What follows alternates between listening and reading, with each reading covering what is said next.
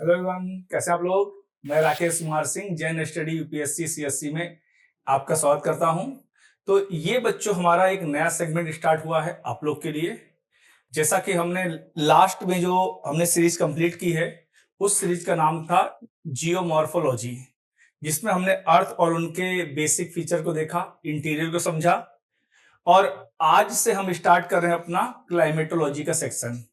और क्लाइमेटोलॉजी का जो पहला सेक्शन है, हम जो आज की क्लास में पढ़ेंगे, evolution of earth atmosphere. Generally हम क्या देखते हैं कि अर्थ एटमॉस्फेयर में हम स्ट्रक्चर और कंपोजिशन पे बात ज्यादा करते हैं, लेकिन अर्थ के एटमॉस्फेयर के एवोल्यूशन की बात नहीं करते हैं। तो हम यहां पर पहले अर्थ हमारा कैसे बना, हालांकि इस बात को मैं पहले ही आपको एक्सप्लेन कर चुका हूं जब मैंने जियोमॉर्फोलॉजी की पहली क्लास ली थी, जिसमें हमने यूनिवर्स एंड सोलार सिस्टम के बारे में डिस्कस किया था। लेकिन फिर भी क्योंकि हम अर्थ एटमॉस्फेयर के एवोल्यूशन की बात कर रहे हैं, तो उनके अलग अलग फेजेस हैं। उन फेजेस में क्या क्या एक्टिविटी हुई, क्या क्या डेवलपमेंट हुआ और अर्थ का एटमॉस्फेयर कैसे बना, इन बातों पे हम लोग डिस्कशन करेंगे। तो चलिए स्टार्ट करते हैं बिना टाइम गवाए। तो हमारा अर्थ एटमॉस्फेयर है, देखिए ये इवोल्व कैसे हुआ। इवोल्व मैं इसलिए बोल रहा हूं क्योंकि अर्थ का जब फॉर्मेशन हुआ, अगर हम देखें अर्थ हमारी जब फॉर्म्ड हुई तो उस समय क्या थी अर्थ। अर्थ एक बर्निंग बॉल थी, एक जलती हुई गेंद थी, और जिसका टेम्परेचर मिलियंस में था, यानी बहुत हाई टेम्परेचर था। और उस कंडीशन में क्या हुआ, हमारे अर्थ पर जो प्राइमोर्डियल एटमॉस्फेयर था, उसकी जो गैसें थी, उन गैसों में दो ही गैसें मेन थी, वो थी hydrogen and helium. Helium gas, helium gas दो ही गैस थी, और इन गैसों ने हमारे अर्थ के एटमॉस्फेयर को कवर कर रखा था। लेकिन हमारे अर्थ के पास दैट टाइम क्या ग्रेविटी नहीं थी। अब ग्रेविटी क्यों नहीं थी, यह बात भी मैंने आपको जियोमॉर्फोलॉजी में समझा दी थी। क्यों, क्योंकि अर्थ हमारी इनिशियल फेज में जलती थी, बर्निंग बॉल थी, टेम्परेचर हाई था, और टेम्परेचर हाई होने से जो अर्थ की अंदर जो हैवी मेटल थे, जो मास थे, वो सभी लिक्विड स्टेज में थे। इसलिए अर्थ के अंदर जब धीरे धीरे कूल डाउन हुआ तो हैवी मटेरियल नीचे की ओर सेटल हो गए और लाइटर मटेरियल ऊपर आ गए। इस तरह तो जब वो हैवी मटेरियल नीचे आए तो उनके अंदर था मास, और जब वो मास ज्यादा होने लगा तो मास से ही डेवलपमेंट हुई ग्रेविटी। तो ग्रेविटी बनने की प्रोसेस भी बहुत धीरे धीरे हुई, लगभग इसमें 3 लाख से ज्यादा का समय लगा, सालों का। इसके बाद अर्थ के अंदर जो हमारा आउटर कोर है, वो कैसा है, लिक्विड स्टेज में है, और उस लिक्विड स्टेज से हमारे अंदर क्या डेवलप हुई है, मैग्नेटिक फील्ड। तो ध्यान रखेंगे, मैग्नेटिक फील्ड की बात भी हमने कर ली। तो आप ध्यान रखेंगे मैग्नेटिक फील्ड भी, लेकिन ये सभी हमारे अर्थ पर इनिशियल फेज में नहीं थी, ध्यान रखिएगा। और उस समय हमारे सन से सोलर फ्लेयर आती थी, और सोलर फ्लेयर इतनी स्ट्रॉन्ग थी कि हमारे अर्थ की जो इनिशियल एटमॉस्फेयर था, जो हमारे अर्थ का इनिशियल एटमॉस्फेयर था, उसे स्केप आउट कर दिया। यानी अर्थ का जो भी एटमॉस्फेयर था वो सभी चला गया, यानी अर्थ का जो प्राइमोर्डियल या इनिशियल एटमॉस्फेयर था वो गायब हो गया। तो आपके दिमाग में आएगा फिर सर हमारे अर्थ पर एटमॉस्फेयर डेवलप कैसे हुआ। तो इसके डेवलप होने की 3 फेजेस थी। पहली फेज मैंने समझा दी कि अर्थ में इनिशियल एटमॉस्फेयर था, क्योंकि अर्थ भी हमारे सन का ही एक पार्ट था। तो सन का जो कंपोजिशन था हाइड्रोजन और हीलियम, वही हमारे अर्थ के अंदर था। लेकिन ये इनिशियल फेज में क्या हुई, इनिशियल फेज में ये सारी स्केप आउट हुई। फिर आया सेकेंड फेज, सेकेंड फेज में अर्थ हमारी कूल डाउन हुई और कूल डाउन होने पर हैवी मटेरियल नीचे बैठ गए। जैसे आप अपने घरों में देखते हैं, जब आप कभी टैप वाटर खोलते हैं और पानी कभी गंदा आता है तो बाल्टी के अंदर क्या देखते हैं, थोड़ी देर बाद डस्ट पार्टिकल नीचे बैठ जाते हैं। तो यहां पर क्या हुआ, हैवी मटेरियल चले गए इंटीरियर में, अंदर चले गए, और लाइटर मटेरियल ऊपर आ गए।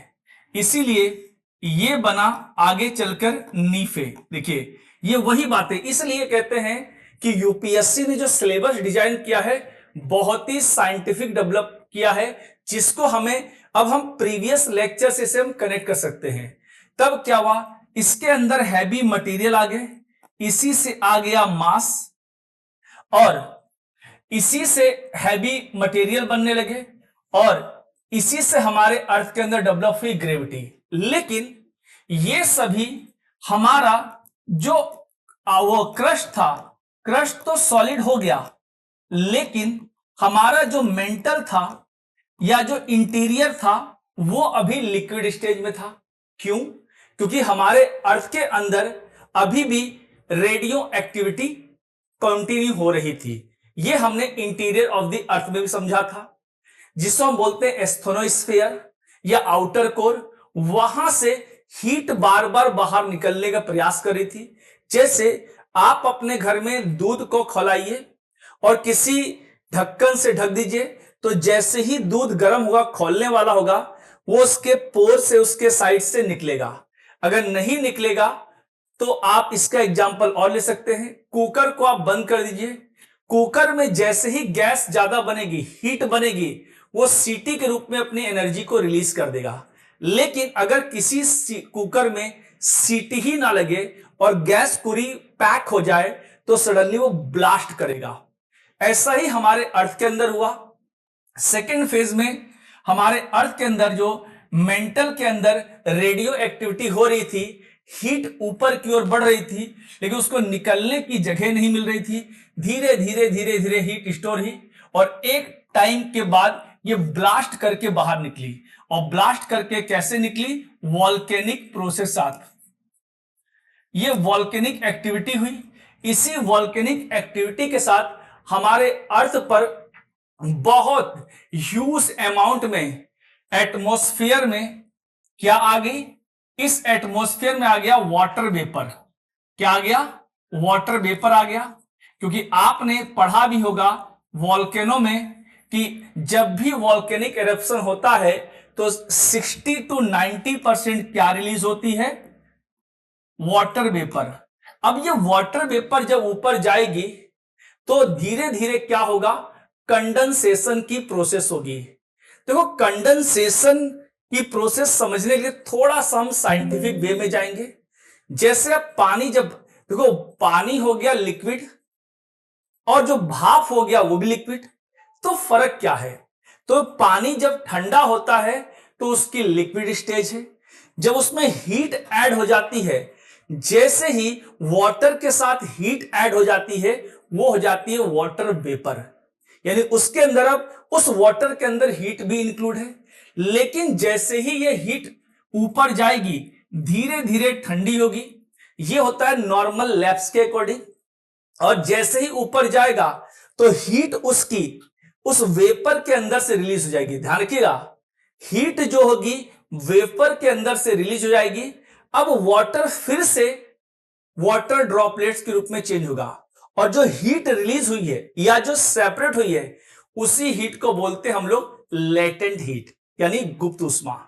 तो ये लेटेंट हीट निकलेगी, फिर से ये बनेंगे वाटर ड्रॉपलेट्स, और इससे हमारे अर्थ पर रेनफॉल होगी। और ये रेनफॉल 1-2 साल नहीं, अलग अलग इसमें व्यू हैं। कई जगह मिलता है कि 40 लाख साल तक अर्थ पे बारिश हुई। तो ये बारिश हुई। अब ये जो वॉल्केनिक इरप्शन हुए थे, इसने हमारे अर्थ की सरफेस को अनइवन कर दिया। भाई ब्लास्ट होगा तो गड्ढे बनेंगे, नदियां बनेंगी। तो ये जो पानी भरा, ये इन्हीं गड्ढों के अंदर पानी भर गया। तो उनको उस टाइम गड्ढे बोलते थे, आज हम ओशन और सी और रिवर बोलते हैं। यानी हमारे अर्थ पे जो सी बना है, ओशन बना है और जो रिवर बनी है, वो सभी वॉल्केनिक एरप्शन से जो गड्ढे बने हैं या जो टेक्टोनिक प्रोसेस हुई है उससे बने हैं। अब क्या हो गया, अब सेकेंड फेज तक हम यहां पे आ चुके हैं। थर्ड फेज में, क्योंकि अंदर स्लाइडें हैं, मैं एक ही पेज में समझा देना चाहता हूं ताकि आगे मुझे उस चीज को दोबारा रिपीट ना करना पड़े। थर्ड फेज पे हम लोग आते हैं। थर्ड फेज में जो ये वाटर बॉडी थी, इनके अंदर जो वाटर था, इसके अंदर एक बैक्टीरिया डेवलप हुआ। क्योंकि ध्यान रखिएगा, जो बारिश हुई, बारिश में, क्योंकि ये कैसी रेन थी, क्योंकि ये वॉल्केनिक एरप्शन हुआ था, इसमें जो बारिश हुई वो एसिड रेन टाइप की हुई। क्यों? क्योंकि यहां पर जो हमारी गैसें थी वो एटमॉस्फेयर में गई और सारा जो कार्बन था वो ओशन के अंदर आ गया, यानी ओशन के अंदर CO2 पर्याप्त थी।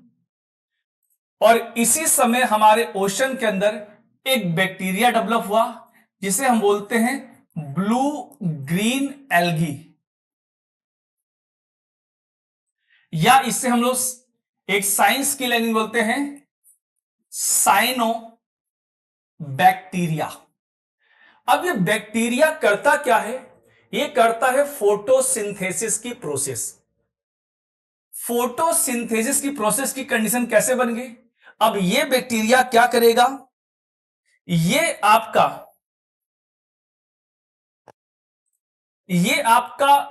कार्बन को ऑब्जर्व कर लेगा, क्योंकि कार्बन बहुत सारी मिल गई इसको।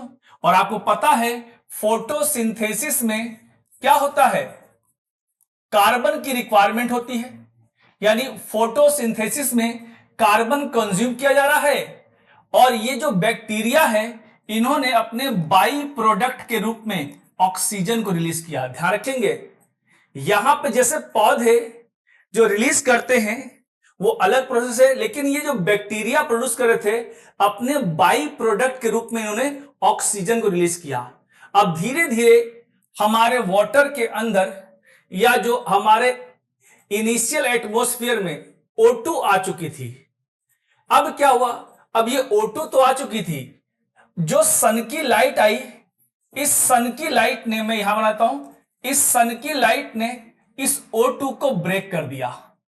O2 को ब्रेक करके दो सिंगल O बन गए और अगला जो O2 था उसके मिलने से यहां पर एक नई गैस बनी जिसे बोलते हैं O3 या ओजोन।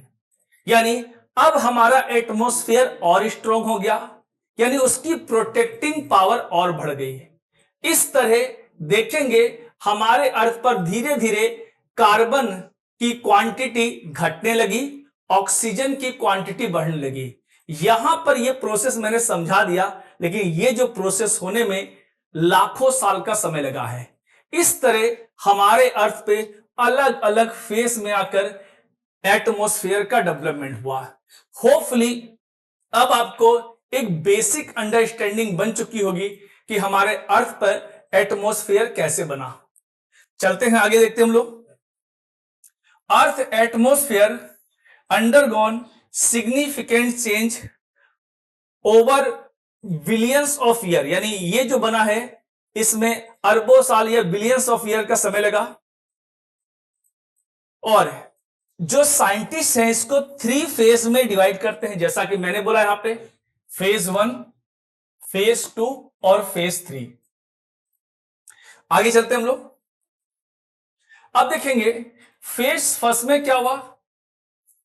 5 बिलियन ईयर अगो हमारी अर्थ क्या थी, एक बर्निंग बॉल थी। The early atmosphere was compose of the hydrogen and helium, जो मैंने पहले बता दिया आप लोग को, हाइड्रोजन और हीलियम से बना हमारा एटमॉस्फेयर था। और ये गैसें जो हुई सोलर जो नेबुला था या विंड था, इसके द्वारा बना था। जाहिर सी बात है सन से टूट के बना तो उसी का एक पार्ट होगा। अर्थ की देखो, since earth gravity was weak, initial phase में अर्थ की ग्रेविटी वीक थी। इसका रीजन मैंने कैसे बताया था आप लोग को, जब मैंने पैलियोमैग्नेटिज्म समझाया था। उसमें मैंने डिटेल में समझाया कि इनिशियल फेज में अर्थ हमारी बहुत ज्यादा गर्म थी और हैवी मटेरियल थे, लेकिन वो लिक्विड स्टेज में थे। जब वो सॉलिड बने तो मास बना, मास के साथ ग्रेविटी आई,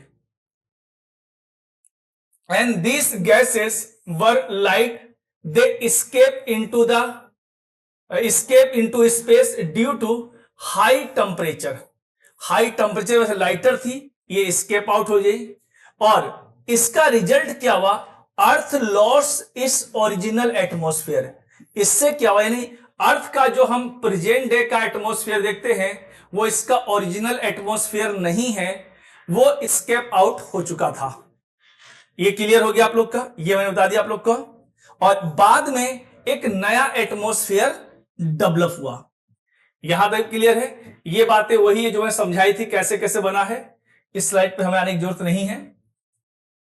अब देखो फेज 2 में क्या हुआ, earth cooled volcanic activity release gases, a process called degassing. इससे क्या हुआ, डी गैसिंग से जो हमारे अर्थ के अंदर जो गैसें थी, कार्बन थी, सल्फर थी, मोनोऑक्साइड थी, वाटर वेपर थी, ये रिलीज हुई। और ये गैस से रिलीज हुई, ये मैंने बता दिया आप लोग को। ये देखो वॉल्केनिक प्रोसेस हुई, इसमें वाटर वेपर एटमॉस्फेयर में गया। इन गैसों में क्या था, सबसे ज्यादा था water vapour 60 to 90%, carbon dioxide, methane, और ध्यान रखिएगा ये जो तीनों गैसें हैं, इन गैसों को हम लोग ग्रीन हाउस गैसेस भी कहते हैं। अमोनिया थी, कार्बन मोनोऑक्साइड थी, हाइड्रोजन थी, ये सारी गैसें थी। ये गैसों के नाम भी आप लोग को पता होने चाहिए, इस पर यूपीएससी क्वेश्चन पूछता है। और 4 बिलियन ईयर एगो ओशन का डेवलपमेंट हुआ, क्योंकि यहां पर कंडेंसेशन हुआ और हैवी प्रेसिपिटेशन हुआ। इससे क्या हुआ, अर्थ एटमॉस्फेयर जो था इस समय एनएरोबिक था, क्योंकि यहां पर ऐसे जीव नहीं थे जो ऑक्सीजन से प्रक्रिया कर सके, तो यहां पर एनएरोबिक थे। जो मैंने साइनोबैक्टीरिया बताया, साइनोबैक्टीरिया एक एनएरोबिक बैक्टीरिया है, उसने जो ऑक्सीजन रिलीज की वो अपने बाई प्रोडक्ट के रूप में रिलीज की है। ठीक है, primarily compose carbon dioxide, monoxide, nitrogen और हाइड्रोजन सल्फाइड, ये सभी गैसें हो गई।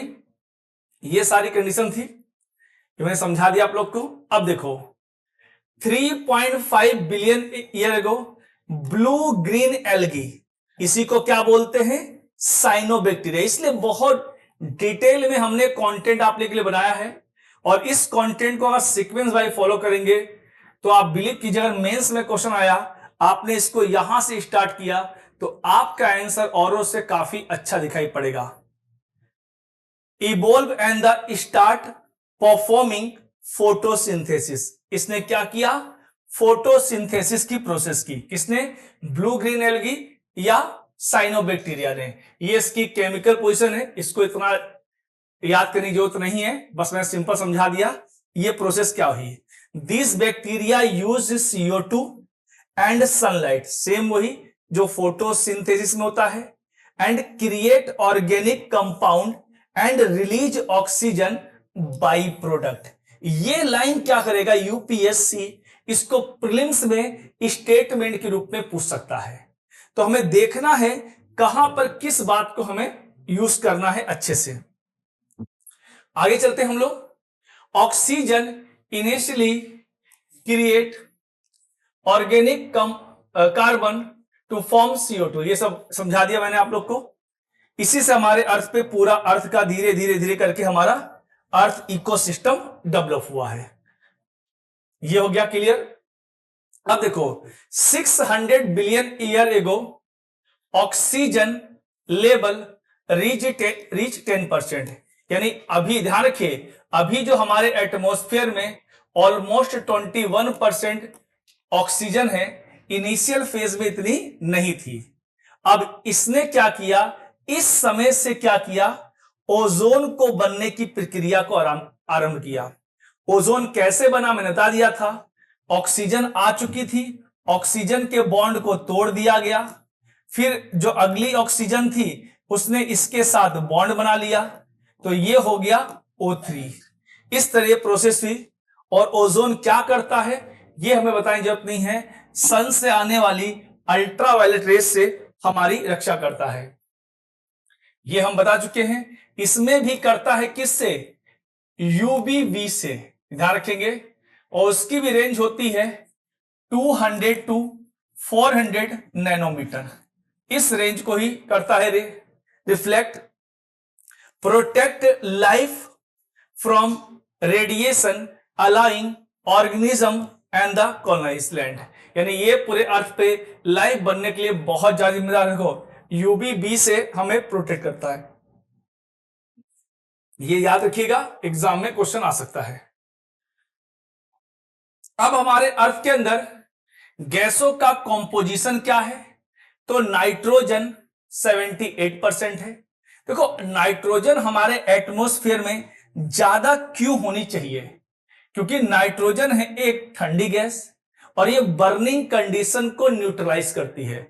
हमें थोड़ा सा गैसों का नेचर ही पता होना चाहिए। मैंने हमेशा बोला है कि मैं आपको फिजिक्स केमिस्ट्री नहीं पढ़ा रहा हूं, लेकिन साइंस का वो टच हम जरूर देंगे जिससे आपको इस कॉन्सेप्ट को समझने में, अंडरस्टैंड करने में काफी आसानी हो सके।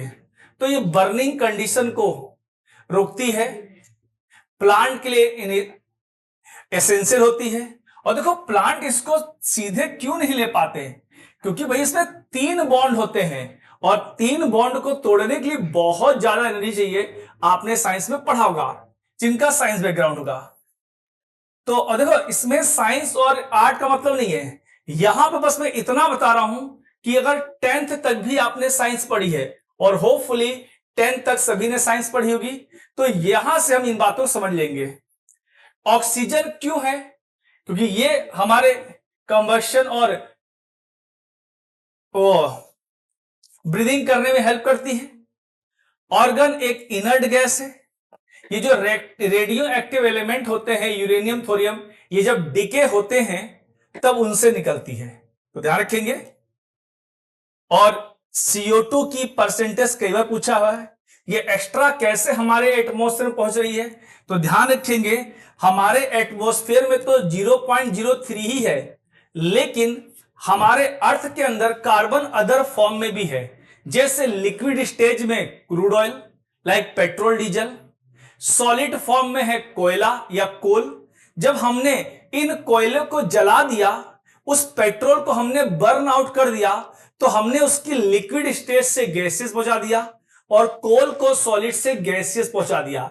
इस तरह हमारे एटमॉस्फेयर में एक्सिस ऑक्सीजन और एक्सिस CO2 पहुंच गई, और इसी एक्सिस CO2 से क्या हो रहा है, ग्लोबल वार्मिंग हो रही है और ग्रीन हाउस इफेक्ट हो रहा है।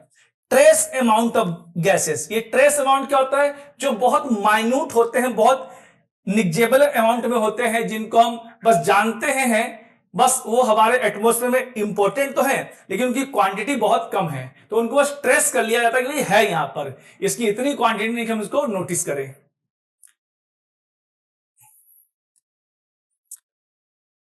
ये हमने देख लिया, ये सारा देखो मैंने इसको फेज वाइज बनवा दिया आप लोग के लिए कि पहले फेज में क्या था, सेकेंड फेज में क्या था। और इस चार्ट को भी आप पढ़ लेंगे, कभी एग्जाम में आए तो इसको डायग्राम बनाकर ऐसे बना सकते हैं जिससे आप एग्जामिनर को यह समझा सकते हैं कि भाई मुझे ये प्रोसेस आती है। नेक्स्ट चलते हैं हम लोग एटमॉस्फेयर। देखो अब आएंगे एटमॉस्फेयर के डेफिनेशन और कंपोजिशन पे। अभी तक हमने उसके एवोल्यूशन के बारे में समझा। देखो atmosphere is the evolve of the gases surrounding earth forming protective boundary between outer space and the biosphere। देखो आउटर स्पेस और हमारे एटमॉस्फेयर की जो बाउंड्री है उसे बोलते हैं करमान लाइन। करमान लाइन ये याद रखेंगे, ये करमान लाइन लगभग कई जगह 100 किलोमीटर मिलती है, सॉरी कई जगह यहां पे आ जाएगा, एक मिनट, 1000 किलोमीटर मिलती है। ये बस आपको डेटा याद ना रहे, लेकिन करमान लाइन आपको याद रहनी चाहिए, क्योंकि यूपीएससी डेटाबेस क्वेश्चन नहीं पूछती है। क्योंकि आप 4 किताब पढ़ोगे, 4 में अलग अलग डेटा मिलेगा। It is a dynamic system of the gases that constantly move and the change. देखो इसमें क्या है, इसमें 2 प्रकार के सिस्टम होते हैं, एक होता है होमोस्फीयर, एक होता है हेट्रोस्फीयर। इसको आगे समझेंगे।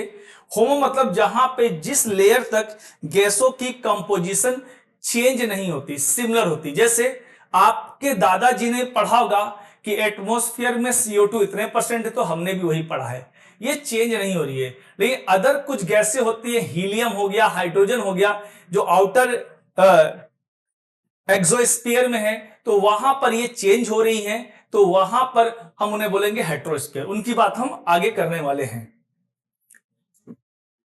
Present atmosphere is not the direct residue of earth early formation but the evolve. आगे ना, ये जो हमारा जो एटमॉस्फेयर अभी का है वो पहले का नहीं है, इससे भी समझ।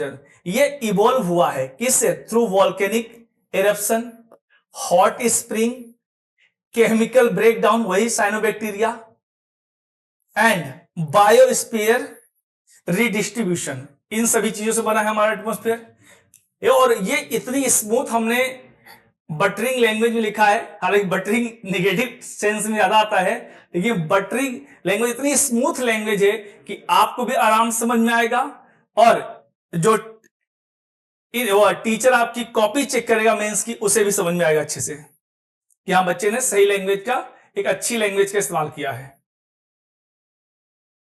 अब आएंगे इंपॉर्टेंट ऑफ एटमॉस्फेयर। आखिर क्यों इंपॉर्टेंट है?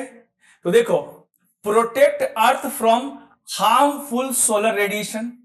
देखो सन से आती हार्मफुल सोलर रेडिएशन, जिनमें बहुत ही हाई रेडियो एक्टिव एलिमेंट होते हैं। अगर हमारे अर्थ के अंदर मैग्नेटिक फील्ड नहीं होती और ग्रेविटी नहीं होती, तो ग्रेविटी क्या करती है? एटमॉस्फेयर को बांध के रखती है।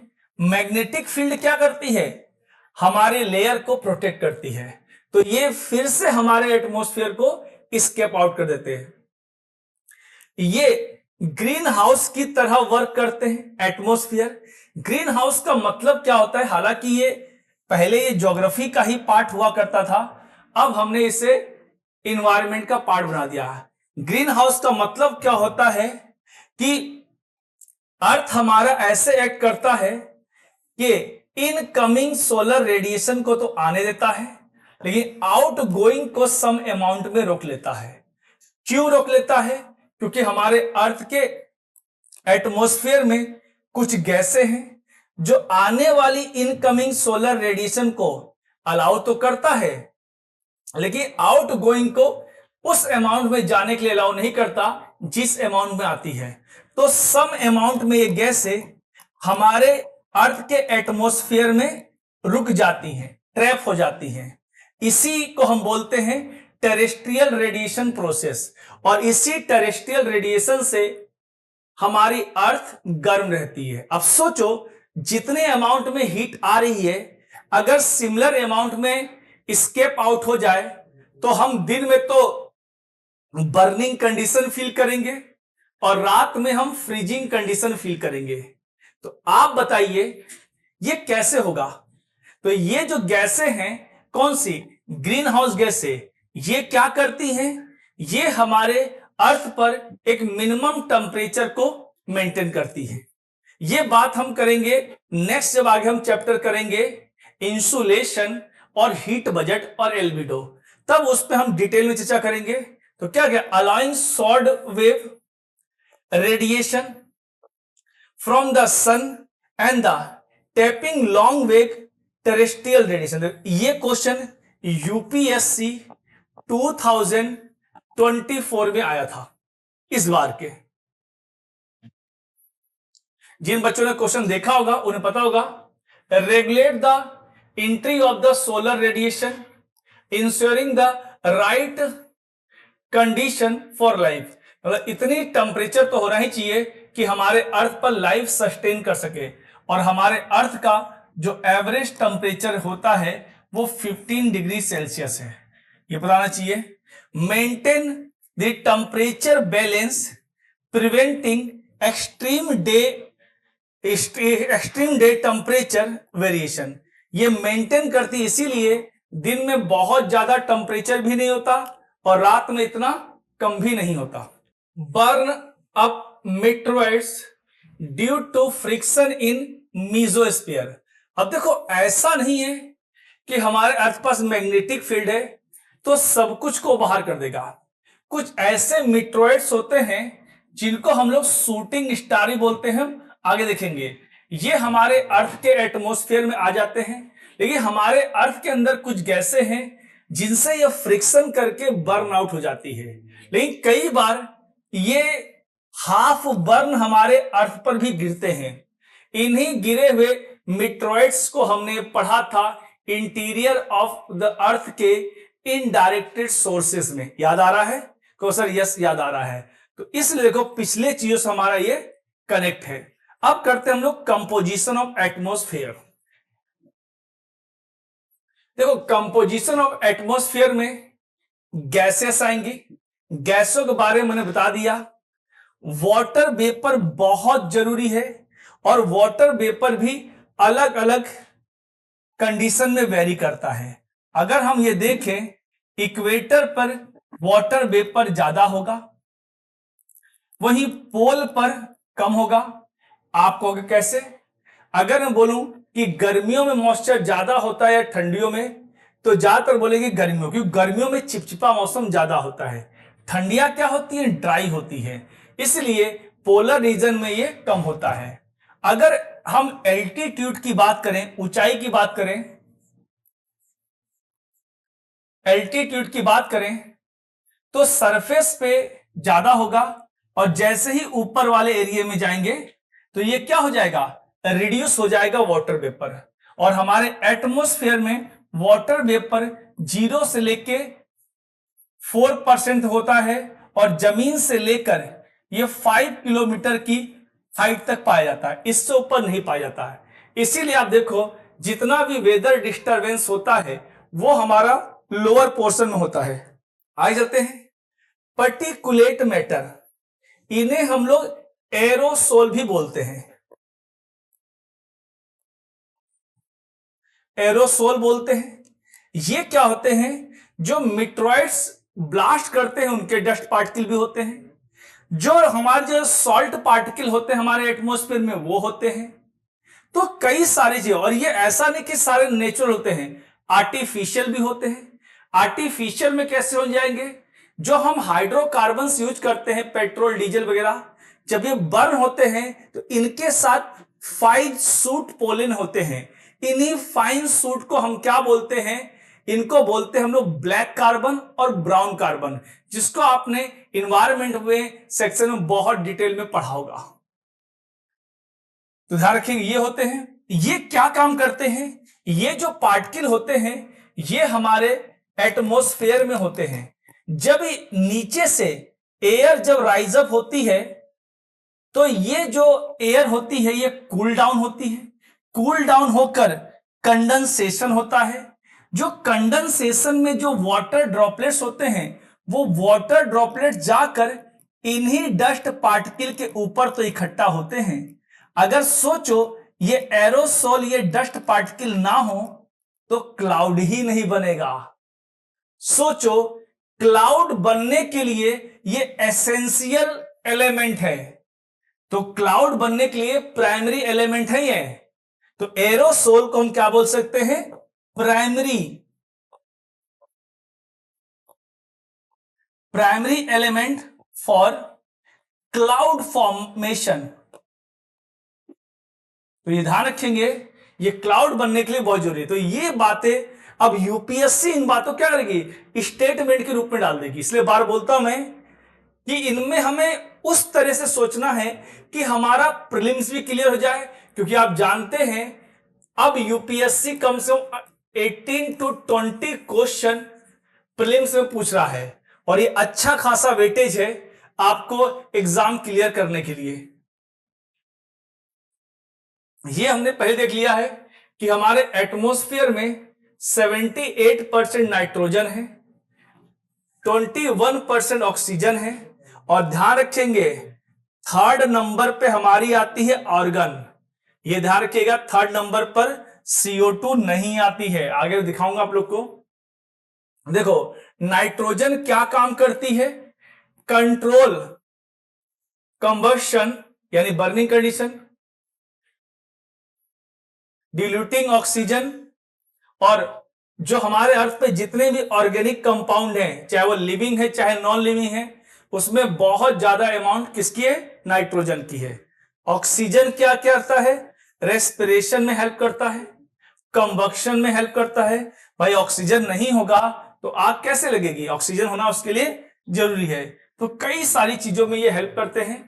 आगे देखते हैं ऑर्गन। देखो, थर्ड नंबर पे आती है ऑर्गन। ये इनर्ट गैस होती है। ये कैसे बनती है?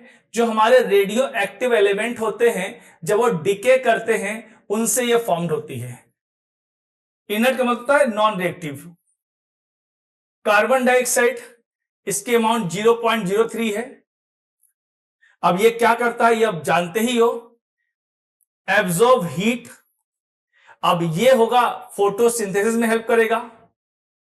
Influence the climate, increasing to fossil fuel combustion, यानी जो हम फॉसिल फ्यूल यूज करते हैं उससे CO2 हमारे एटमॉस्फेयर में तेजी से बढ़ रही है।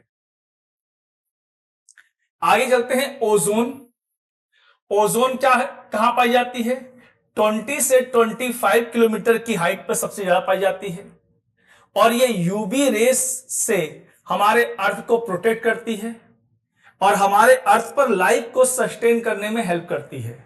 अगर ये ना होता तो शायद हमारे अर्थ पर वो मिनिमम टेम्परेचर डेवलप ही नहीं हो पाता जिससे अर्थ पर लाइफ पॉसिबल हो पाती।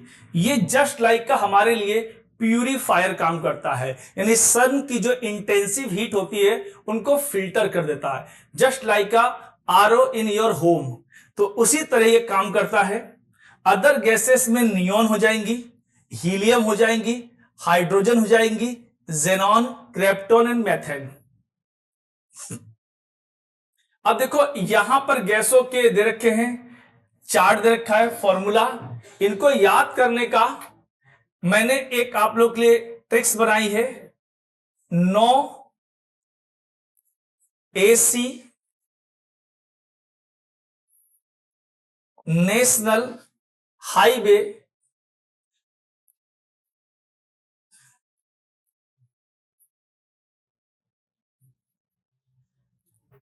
कम, ठीक है। इसको इस तरह याद कर सकते हैं हम लोग कि देखो, नो AC हाईवे, यानी हाइबर पर AC नहीं है, इतना याद रहेगा तो आपको ऑर्डर याद रहेगा। No AC nitrogen oxygen, AC में ऑर्गन कार्बन डाइऑक्साइड, नियॉन और हीलियम।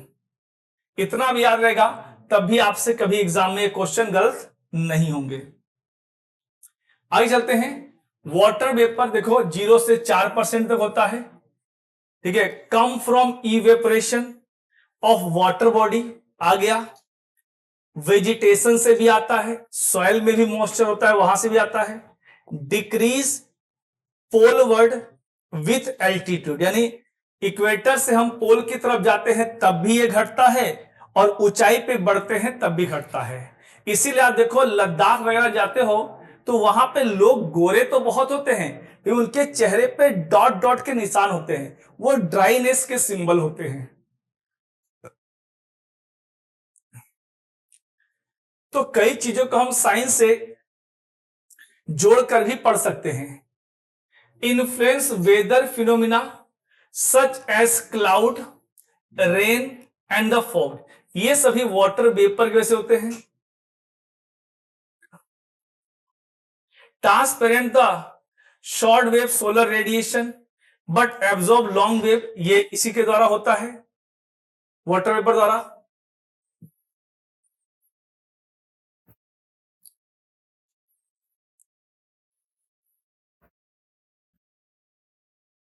अब देखते हैं पर्टिकुलेट मैटर। पर्टिकुलेट मैटर में डस्ट आएंगे जो हमारे वोल्केनिक प्रोसेस से निकल सकते हैं,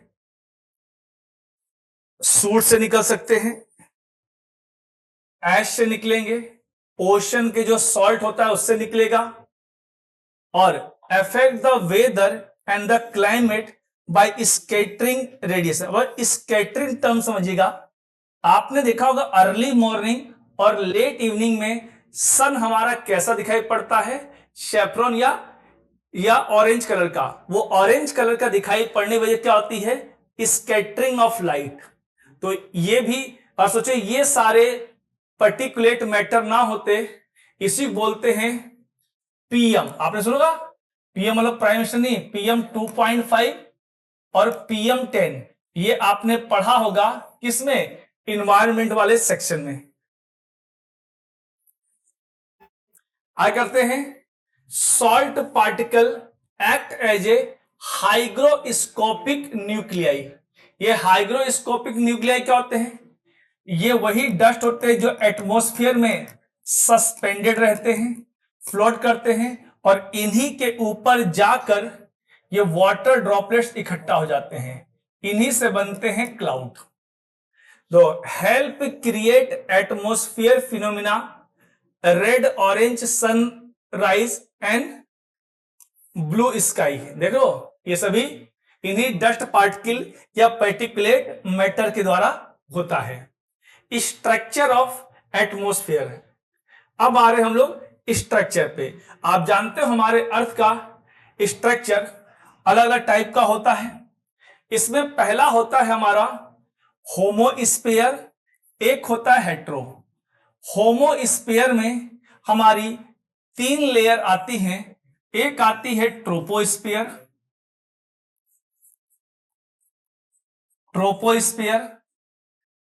दूसरी आती है स्ट्रेटोस्फीयर,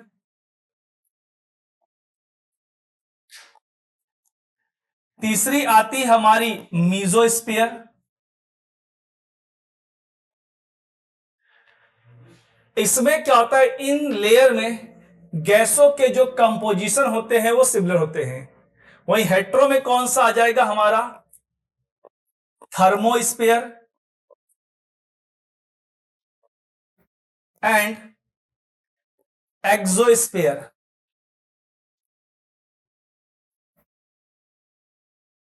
इसमें गैसों की कंपोजिशन बदलती रहती है। देखो क्या लिखा है, होमोस्फीयर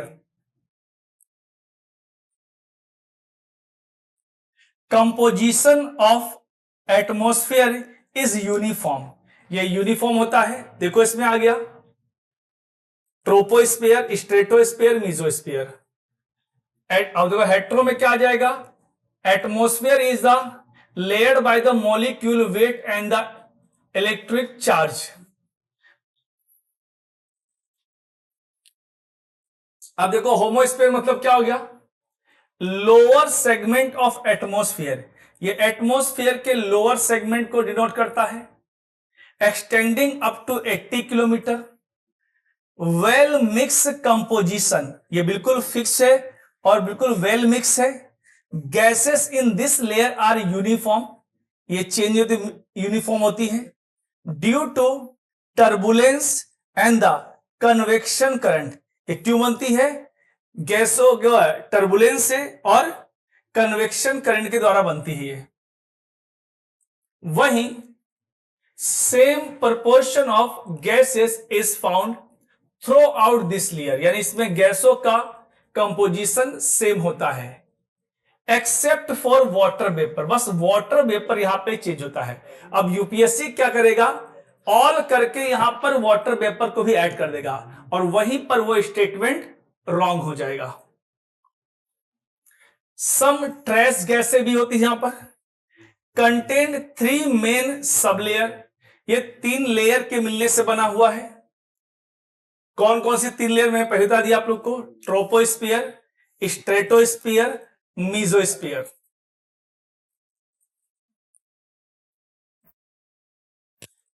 ये हमने पहले ही देख लिया गैसों का, इस पे हम दोबारा नहीं जाएंगे, ये सभी गैस हमने देख ली है। एरोसोल बता दिया मैंने इनको, एरोसोल या particulate matter include dust, pollen, ये सब बता दिया मैंने आप लोगों को पहले ही।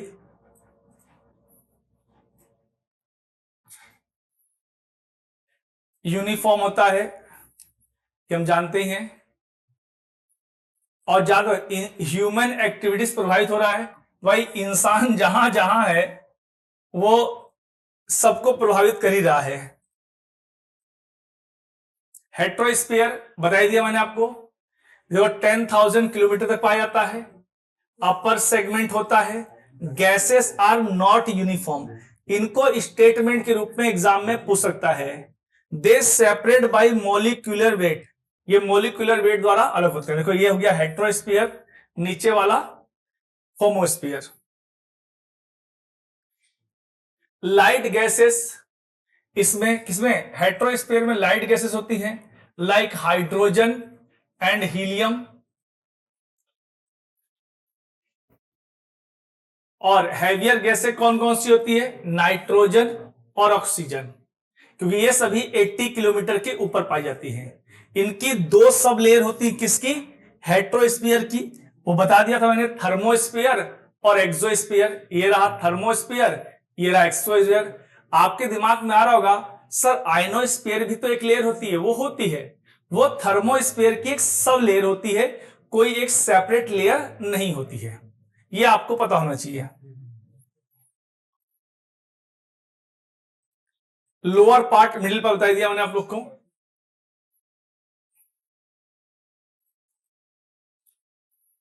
ये बता दिया मैंने आप लोग को। ये यहां हाई टेम्परेचर होता है, अरोरा एक्टिविटी होती है, ये हम आगे पढ़ेंगे। सैटेलाइट यहीं पे लॉन्च किए जाते हैं। ये होमो हेट्रोस्फीयर की डिवीजन हो गया। अब देखेंगे अर्थ का जो प्रॉपर हमारी लेयर है उनको एक एक करके पढ़ेंगे। Earth atmosphere is divide into 5 layer, और इन 5 लेयर को आपको फ्रॉम सरफेस टू एबव या एबव टू बॉटम आपको ऑर्डरली याद होना चाहिए। देखो कुछ चीजें मैंने हमेशा बोला है, यूपीएससी या कोई भी सब्जेक्ट ना तो 100% फैक्चुअल होता है, ना ही 100% कॉन्सेप्चुअल होता है। अगर आप मैथ की बात करेंगे तो फॉर्मूलेज रखते पड़ते हैं, साइंस में बात करेंगे केमिस्ट्री में तो वहां पर तो जो होते हैं केमिकल रिएक्शन याद करनी पड़ती, तो हर जगह है कुछ कुछ, तो यहां पे ऑर्डरली इनको याद करना पड़ेगा, एग्जाम में आएगा। एक एक करके समझेंगे हम लोग। एक है हमारा troposphere, stratosphere, mesosphere, thermosphere, exosphere. ठीक है, इसको याद करने का सिंपल तरीका जो मैंने ना था, TSM, ये 3 याद रहेंगी तो कभी भी आपसे गलती होगा। देखो TSM, और 3 में एक ऑप्शन आपको मिल ही जाएगा सही वाला, तो 3 भी अगर याद रहेंगे तो थर्मो एक्सो अपने आप याद कर लोगे।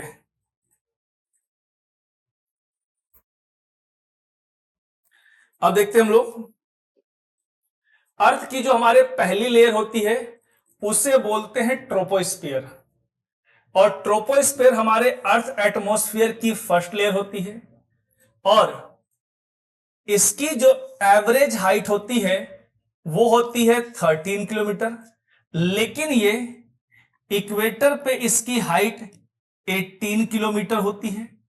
क्यों, क्योंकि यहां पे सन की लाइट सीधे पड़ती है और यहां पर इवेपोरेशन होता है और ये हाइट ज्यादा लेती है, और वहीं जैसे ही ये पोलर रीजन में जाती है इसकी हाइट कम हो जाती है। कहोगे सर क्यों, क्योंकि आपको पता है पोलर है कोल्डेस्ट रीजन, और कोल्डेस्ट रीजन में क्या होता है, यहां पर जो एयर होती है डिसेंड होती है, और इक्वेटर है वार्म एरिया, और वार्म एरिया में एयर राइज अप होती है। अब मैं बोलूं अगर इक्वेटर पे टेम्परेचर हाई होगा, मैं हाइट की बात कर रहा हूं, अगर इक्वेटर पे अगर सरफेस से आप ट्रोपोपॉज तक जाओ, ट्रोपोपॉज क्या होता है, ट्रोपोस्फीयर का एंडिंग पॉइंट होता है। अगर इक्वेटर पे हाइट से अगर ऊपर जाओ ट्रोपोपॉज तक, और पोलर से ट्रोपोपॉज तक जाओ, तो कहां पे टेम्परेचर कम होगा, तो आप बोलोगे सर पोल पर, मैं कहूंगा नहीं। क्यों, आप 18 किलोमीटर की हाइट पे हो, और आगे हम पढ़ेंगे इसी लेयर के अंदर एवरी 165 मीटर एबव जाने पर 1 डिग्री टेम्परेचर माइनस होता है, जिसे हम लोग लैप्सेट बोलते हैं। वही 1 किलोमीटर या 1000 मीटर पर 6.5 किलोमीटर होता है। अगर आप सरफेस पे इक्वेटर खड़े हो और 18 किलोमीटर ऊपर जाओगे तो कितना कम होगा, और पोल पर ओनली 8 किलोमीटर पे जाओगे कितना होगा। यानी अगर ट्रोपोपॉज पे हाइट के अकॉर्डिंग देखा जाए तो पोलर एरिया गर्म होगा, वार्म होगा। समझिए जो मैं कॉन्सेप्ट समझा रहा हूं, यहां पर मैं केवल सरफेस की बात नहीं कर रहा हूं। अगर सरफेस की बात करेंगे तो इक्वेटर पे टेम्परेचर प्लस होगा और यहां माइनस, लेकिन अगर यहां से ट्रोपोपॉज तक जाओगे तो इक्वेटर के ट्रोपोपॉज में टेम्परेचर ज्यादा माइनस में होगा, यहां पर माइनस में होगा, यहां पर प्लस में होगा। समझे?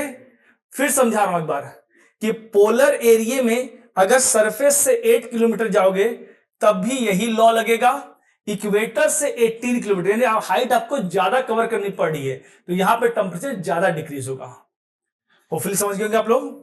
एवरेज हाइट 13 किलोमीटर है, ये डिफरेंस बता दिया मैंने आप लोग को। आगे चलेंगे। कंटेंट अबाउट 75 to 80% एटमॉस्फेरिक मास किसमें होता है? ट्रोपोस्फीयर में होता है। ऑल वेदर फिनोमिना, इसमें क्या हो जाएगा? रेनफॉल, क्लाउड फॉर्मेशन, स्टॉर्म, ये सभी किसमें आते हैं? इसी लेयर में आते हैं, ट्रोपोस्फीयर में। और इसी लेयर में होती है लाइटनिंग इवेंट। लाइटनिंग बिजली कड़कती है। अब बताओ लाइटनिंग इवेंट में कौन सी गैस रिलीज होती है? तो आपको पता होना चाहिए नाइट्रोजन। अगर मैं पूछूं हेलीकॉप्टर किस लेयर में उड़ते हैं तो ध्यान रखेंगे हेलीकॉप्टर उड़ते हैं ट्रोपोस्फीयर में। आपको सर क्या बोल रहे हो तो स्ट्रेटो बताए, मैंने एरोप्लेन नहीं बोला है, हेलीकॉप्टर बोला है। पॉइंट भी नोटेड। हेलीकॉप्टर उड़ता है किसमें? ट्रोपोस्फीयर में। और एरोप्लेन या कमर्शियल फ्लाइट उड़ती है स्ट्रेटोस्फीयर में। यही बेसिक चीज समझना होगा आप लोग को जिससे एग्जाम में प्रॉब्लम ना हो। यहां पर टेम्परेचर डिक्रीज होता है विथ एल्टीट्यूड, ऊंचाई बढ़ने पे कितना? 6.5 डिग्री सेल्सियस पर किलोमीटर। इसको बोलते हैं नॉर्मल लेफ्ट साइड, जो मैंने अभी बिफोर जो स्लाइड थी इसके पहले वाली प्रीवियस स्लाइड उस पर मैंने समझा दिया था। देखो यहां पर सेम चीज है।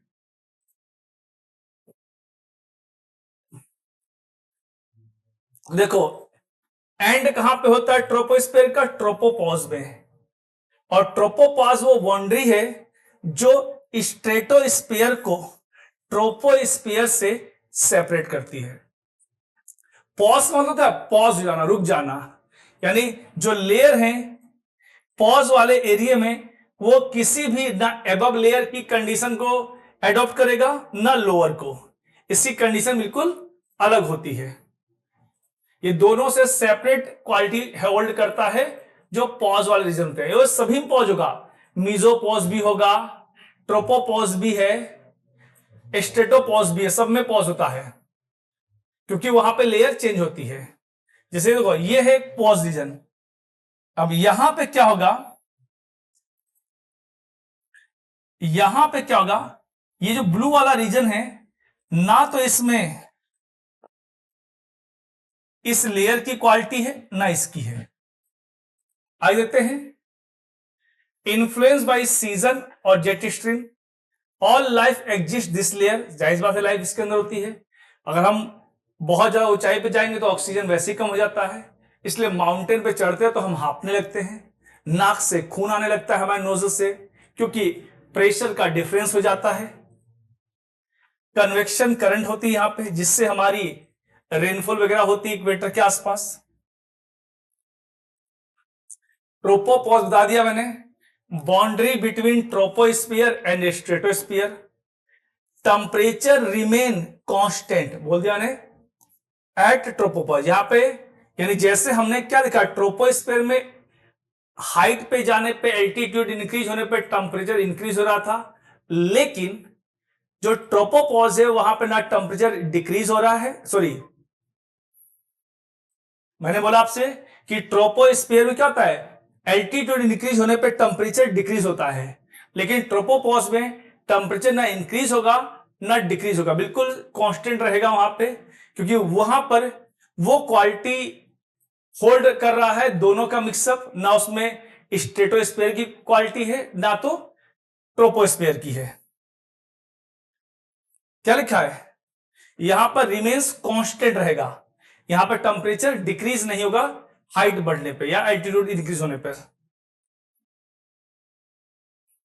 Act as a barrier, prevent upward movement of cloud, ये ऊपर क्लाउड के बढ़ने को प्रिवेंट भी करता है, रोकता भी है। ये स्ट्रेटोस्फीयर ये जानते हैं हम लोग, ये सबसे इंपॉर्टेंट क्यों होती है?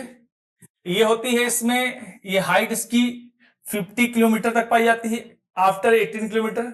इसमें ओजोन गैस पाई जाती है जो सन से आने वाली अल्ट्रा वायलेट रेस से हमें प्रोटेक्ट करती है। उसमें भी किससे करती है? यूवी बी से करती है। किस रेंज तक को रोकती है? 200 टू 400 नैनोमीटर की रेंज को रोकती है। यह पता होना चाहिए आप लोग को।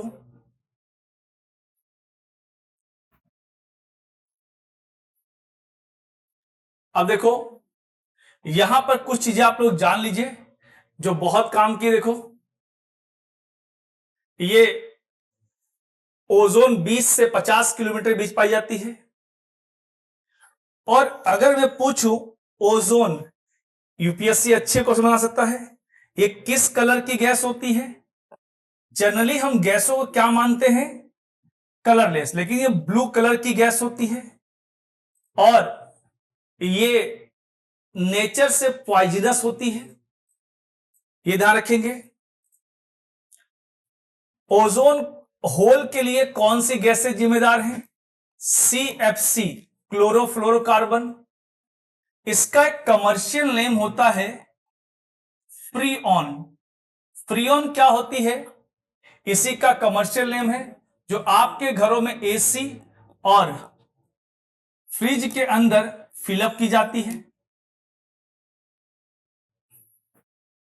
फिलअप की जाती है। तो यही जब एसी और फ्रिज से गैसें रिलीज होती है तो ओजोन होल हो जाता है। और इसी ओजोन होल को डिस्कवर्ड किया था 1985 में ब्रिटिश साइंटिस्ट जोसेफ फेनन ने। जोसेफ फेनन ने किया था, इनकी टीम ने। कहां पे? अंटार्कटिका के क्लाउड्स के ऊपर। और ओजोन की जो अमाउंट होती है, ओजोन की अमाउंट को मेजर करने की जो यूनिट होती है उसे बोलते हम लोग डॉप्सन यूनिट।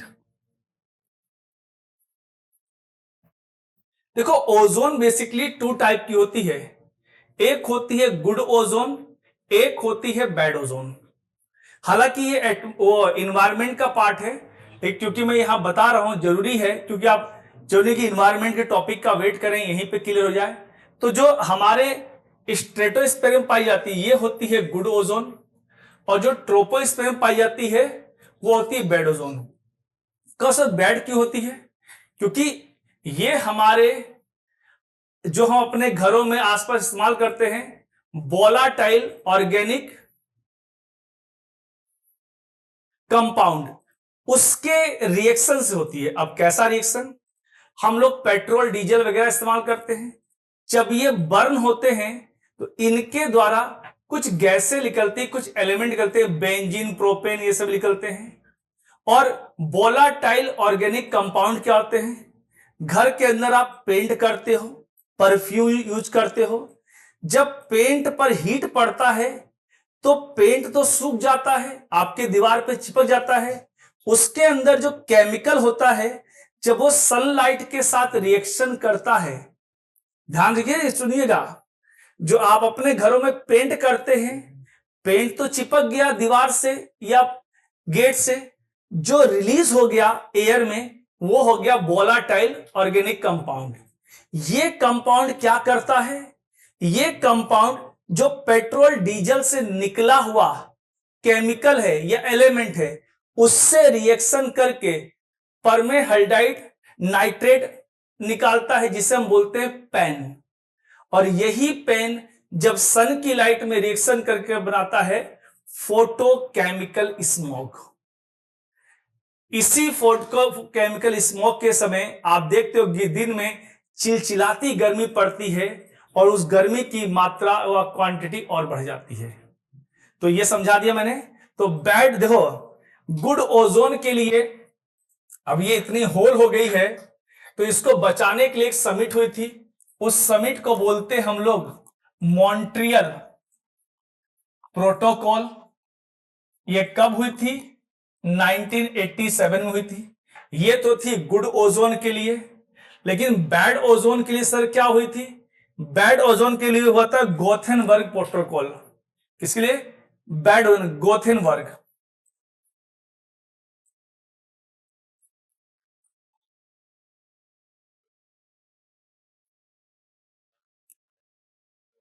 ये पता होना चाहिए आप लोग के लिए।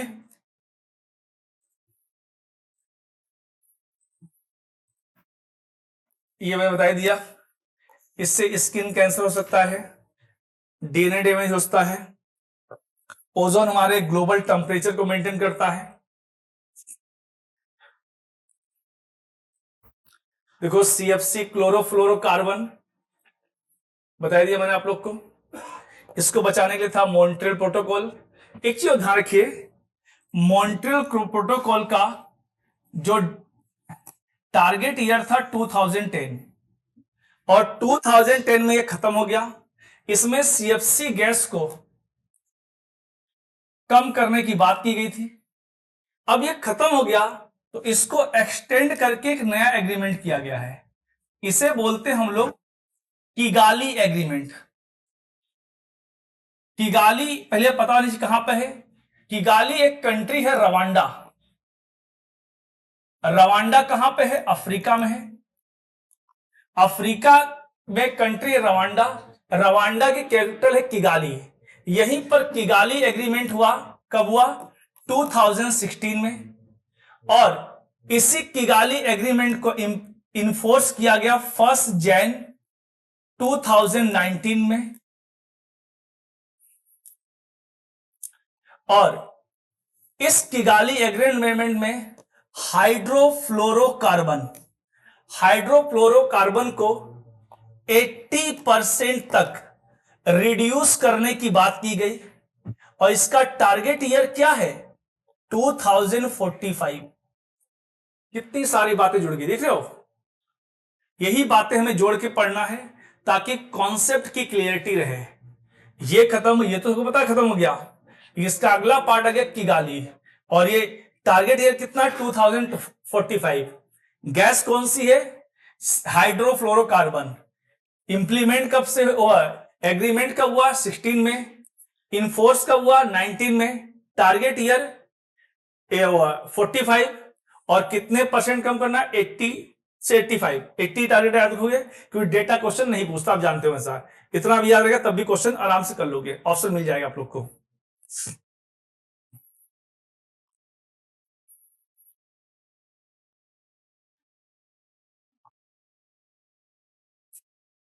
अब आते हैं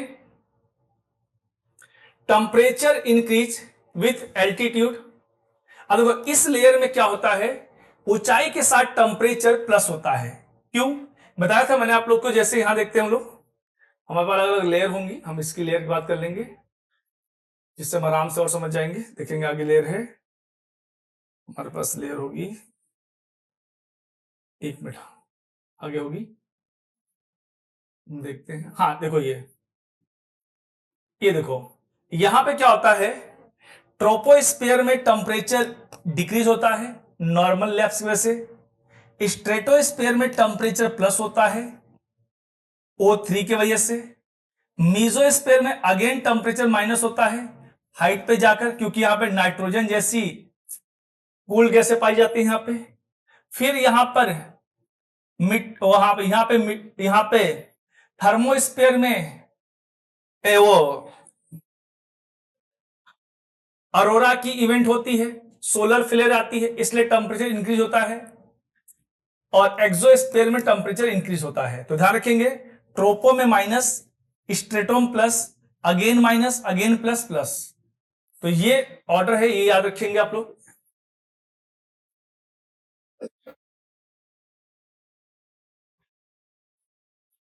हाँ, बता दिया मैंने आप लोग को। ये जो लेयर होती है क्लाउड फ्री होती है, यानी स्ट्रेटोस्फीयर में क्लाउड वगैरह नहीं पाए जाते हैं, इसीलिए तो यहां पे कमर्शियल एयरलाइन उड़ना पसंद करती हैं। आप में से जितने लोगों ने फ्लाइट से जर्नी की होगी उन्होंने देखा होगा फ्लाइट अक्सर बादलों के ऊपर उड़ती है, क्योंकि यहां पर वर्टिकल विंड का मूवमेंट होता है। वर्टिकल कहां पे हो रहा था? कन्वेक्शन करंट ट्रोपोस्फेयर में, इसलिए वहां पर वेदर डिस्टरबेंस होता है। यहां पे वेदर डिस्टरबेंस नहीं होता। लेकिन कहोगे सर होता तो है बरसात में। बरसात में क्या होता है? क्लाउड, वर्टिकल क्लाउड स्ट्रेटोस्फेयर तक पहुंच जाते हैं, समझ गए? इसलिए यहां पर कमर्शियल फ्लाइट उड़ती है। इसी लेयर में कुछ क्लाउड बनते हैं जिनको बोलते हैं पोलर क्लाउड। हम लोग क्या बोलते हैं? Polar cloud. इनको आइसी क्लाउड बोलते हैं, आइस क्लाउड बोलते हैं। इन्हीं क्लाउड को बोलते हैं मदर ऑफ पर्ल्स भी। और ये कहां बनते हैं? अंटार्कटिका के ऊपर बनते हैं, ठीक है, आइसी क्लाउड बनते हैं। यूवी रेस प्रिवेंट करते, बताई दिया मैंने आप लोग को। टर्बुलेंस फ्री होता है क्योंकि वर्टिकल मूवमेंट होता है। साइरस क्लाउड पाए जाते हैं यहां पर, हाइट बहुत ऊपर हो जाती है इनकी। आइसी क्लाउड बोलते हैं, ये अंटार्कटिका ऊपर बनते हैं। ये इनको मदर ऑफ पर्ल्स भी बोलते हैं।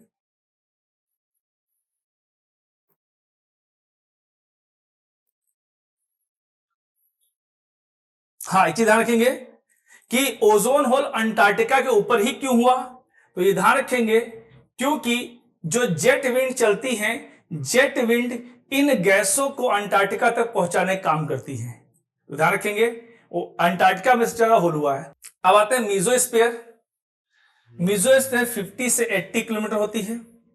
यहां पे टेम्परेचर डिक्रीज होता है विथ एल्टीट्यूड और -90 तक पहुंच जाता है। कभी एग्जाम में आ जाए सबसे ठंडी या कोल्डेस्ट लेयर कौन सी होती है, तो मीसोस्फीयर, ध्यान रखेंगे। इसी लेयर में क्या होता है? मीट्रॉइड्स बॉम्बिंग होती है। मीट्रॉइड्स बॉम्बिंग होने से इस पे यूपीएससी 2024 में मेंस में क्वेश्चन पूछा गया था। तो ये जब आती हमारे अर्थ के एटमॉस्फेयर में, तो यहां पर फ्रिक्शन होता है हमारे गैसेस से। फ्रिक्शन होके ये बर्न हो जाती है। इससे हमारे हाथ को आप रगड़िए तो गर्म हो जाएंगे, और थोड़ी देर रगड़ने पे गर्म हो जाते हैं, तो लगातार रगड़ो तो आग निकल आएगी। इससे सिंपल साइंस है ये, समझिए। हम जरा सा रगड़ते हैं तो गर्म हो जाते हैं, और लगातार रगड़ो, पत्थर रगड़ते तो आग निकलती थी ना, वही चीज है। तो यहां पे क्या होगा? तो बर्न हो जाएंगे ये। इससे ये जब बर्न होंगे तो इन्हीं बर्निंग मीट्रॉइड्स को हम बोलते हैं शूटिंग स्टार।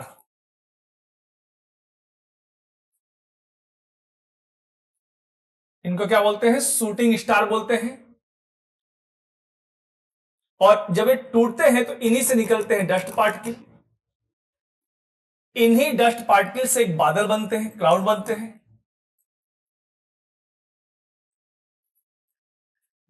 इन्हीं क्लाउड बोलते हैं nocti noctilucent cloud. Noctilucent cloud. तो नॉक्टी लूसेंट क्लाउड कहां बनते हैं? मीजोस्फीयर में। इसी लेयर में मिसाइल टेस्टिंग प्रोग्राम होता है। मिसाइल टेस्टिंग, अग्नि, ब्रह्मोस। तो मिसाइल टेस्टिंग प्रोग्राम यानी इसी हाइट तक मिसाइलों को लेके जाते हैं, हाइट में। तो यहीं पर होता है मिसाइल टेस्टिंग प्रोग्राम भी मेसोस्फीयर में।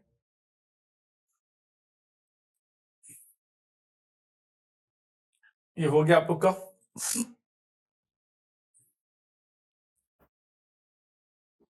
ये हमारे अर्थ के लिए प्रोटेक्टिव शील्ड की तरह काम करती है। क्यों? अगर ये ना होता तो वो जो एस्ट्रॉयड या मिट्रॉइड्स बॉम्बिंग ज्यादा हो जाती और हमारे अर्थ पे लाइफ एंड हो सकती थी। सोचो, इसी तरह तो जब हमारी अर्थ की एटमॉस्फेयर स्ट्रांग नहीं थी, तभी तो इन्हीं मिट्रॉइड्स बॉम्बिंग की वजह से क्रिटेशियस एरा में डायनासोर लैप्स कर गए थे ना।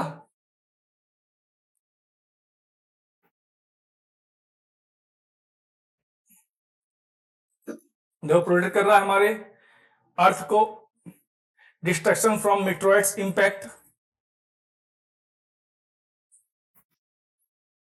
ये बता दिया मैंने आप लोग को पहले ही।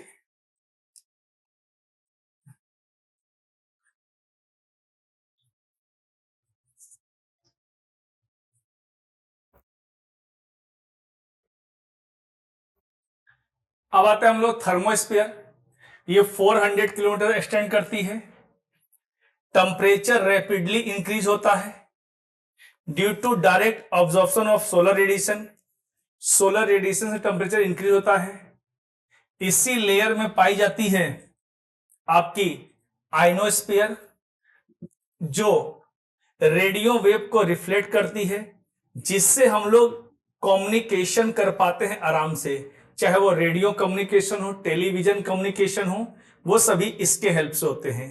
इसी लेयर में होते हैं इंटरनेशनल स्पेस स्टेशन, जहां पे हमारे एस्ट्रोनॉट जाते हैं, चाहे वो सुनीता विलियम हो, कल्पना चावला हो, राकेश शर्मा हो, ये सभी इंटरनेशनल स्टेशन जाते हैं। और ये किस लेयर में होती है? ये थर्मोस्फीयर में होती है।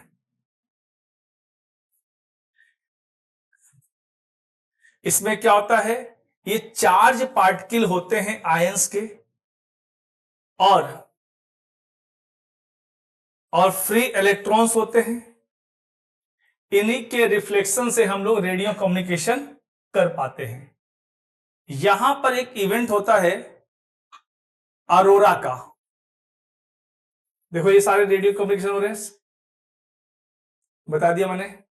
अरोरा इवेंट, देखो अरोरा इवेंट में क्या होता है कि हमारे सन से आती हैं इलेक्ट्रिकली चार्ज पार्टिकल आते हैं, और वो अर्थ के एटमॉस्फेयर में एंट्री करने का प्रयास करते हैं। लेकिन अर्थ की हमारी प्रोटेक्टिव लेयर होती है क्या? Magnetic field. In charge particle को ये लेकर जाती है पोलर रीजन में, और यहां पर कुछ गैसें होती हैं। कौन सी? नाइट्रोजन और ऑक्सीजन। इन्हीं के रिएक्शन से यहां पर कलरफुल लाइटिंग इवेंट होती है। इन्हीं कलरफुल लाइटिंग इवेंट को नॉर्दर्न हेमिस्फीयर में अरोरा बोरियोलिस कहते हैं, और सदर्न में कहते हैं अरोरा ऑस्ट्रेलिस कहते हैं। याद करने का सिंपल तरीका, B for Bharat, B for borealis. Bharat कहां है? नॉर्दर्न में। ऑस्ट्रेलिया कहां है? साउथ में। इजली याद हो जाएगा आप लोग को। ये बताई दिया मैंने आप लोग को, नॉर्दर्न। और ये इवेंट आप लोग देखो आ गया, बचा रहा है इसको। ये इवेंट आप देख सकते हो नॉर्वे स्वीडन में।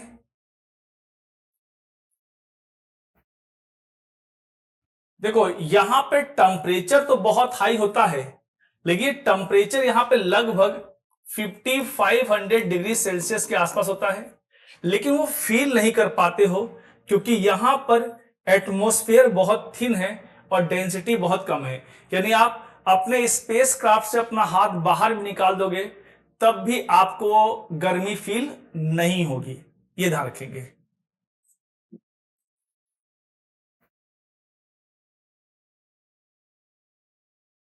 ये हो गया आपको। एक्सोस्फीयर आउटर मोस्ट लेयर होती है।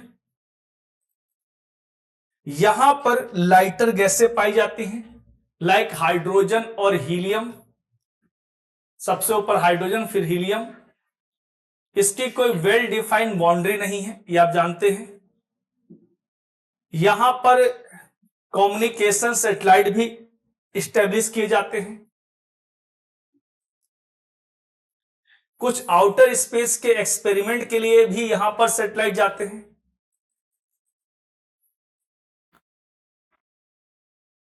तो चलिए बच्चों, ये थी आज की हमारी क्लास। होपफुली आपको मजा आया होगा और कुछ नया सीखने मिला होगा। तो हम लोग मिलते हैं नेक्स्ट क्लास में। तब तक के लिए थैंक यू, बाय बाय।